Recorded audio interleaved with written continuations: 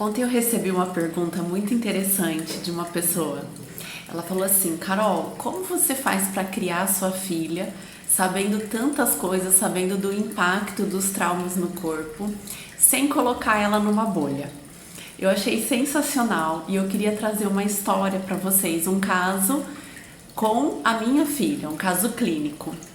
Então, ah, primeiramente, a gente precisa entender que todos iremos passar por traumas. Não tem como estar vivo sem uma hora ou outra passar por uma situação difícil.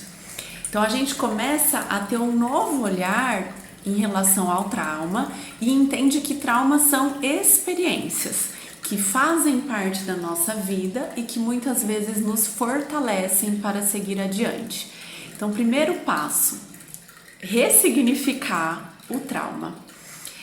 É claro que não é por isso que os pais não vão continuar educando os filhos, dando apoio, orientando e os protegendo dentro do que sempre for possível. Isso é uma questão óbvia, mas mesmo conduzindo bem, tem coisas que fogem do nosso alcance. Quando a gente começa a entender que traumas são experiências de vida e que de certa forma nos trazem aprendizado, maturidade e vão entrando em nós e nos ajudando lá na frente a lidar com situações, porque na vida teremos situações. Então, como ser humano, todos nós já passamos pelo nosso primeiro maior trauma, que é o parto. O parto é o nosso primeiro maior trauma. E a gente superou ele. E da mesma forma que ele é um trauma, nele está a nossa força de vida.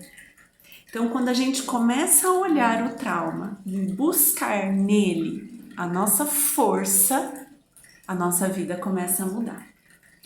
A questão é que um trauma, uma situação difícil, que foi rápida demais, intensa demais e que eu não estava esperando, ela impacta o meu corpo. Então eu posso somatizar. E aí uma experiência não muito bem trabalhada e assimilada, com o passar dos anos, pode me gerar sintomas. Desconforto, uma dor crônica, enxaqueca, intestino preso e assim vai. Aí que eu trabalho com a minha filha. Então eu não vou pôr ela numa bolha, porque isso é impossível. Pais que protegem demais seus filhos estão construindo crianças fracas, que num primeiro problema na vida não vão saber lidar. Isso não quer dizer irresponsabilidade, tá? É a gente dar todo o suporte, como eu falei. O que eu uso então na Alice? Eu ponho ela numa bolha? Não, eu deixo ela viver, tô presente, converso muito, dou espaço para ela falar, dou orientação e faço microfisioterapia.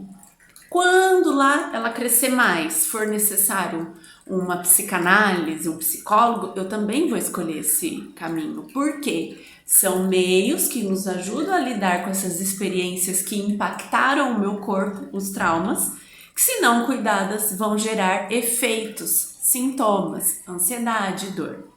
Aí o que eu quero trazer de caso clínico?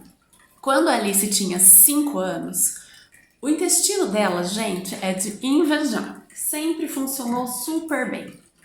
De repente travou. Ali eu já estranhei. Eu falei, gente, isso nunca aconteceu com a Alice. Só que na hora, eu não associei. Santo de casa não faz milagre. Não associei, não consegui relacionar. E ela chorando de dor e aquele intestino preso. E foram 3 dias. Aí eu falei, bom, vou fazer uma micro. Na técnica, eu identifiquei um bloqueio tecidual em relação à morte. Aí minha ficha caiu. 3 dias antes, quando o sintoma começou, a cachorrinha da minha sogra morreu. Foi a primeira experiência da Alice com trauma, com morte. E toda a nossa relação com morte é traumática também, gente. Aí na hora fez sentido, eu não trouxe essa informação verbal para ela, fiquei comigo porque o corpo na micro não precisa vir pro consciente, tá? O corpo sabe, e um excesso de informação eu vou ficar cutucando a ferida.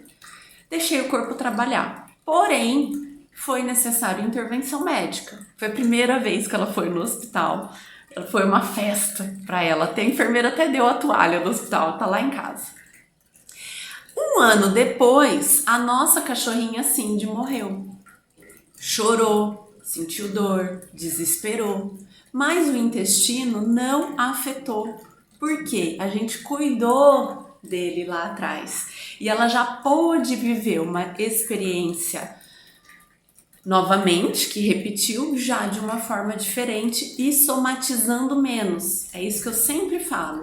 Ao longo prazo da micro, a gente começa a somatizar menos e já lidou de uma outra forma.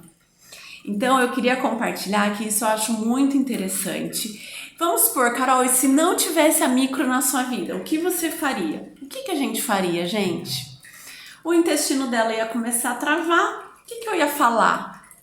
Ah, meu intestino é preso, da minha filha também é. Ah, é normal, a mulher tem problema com o intestino. Aí eu ia começar a normalizar o que não é normal.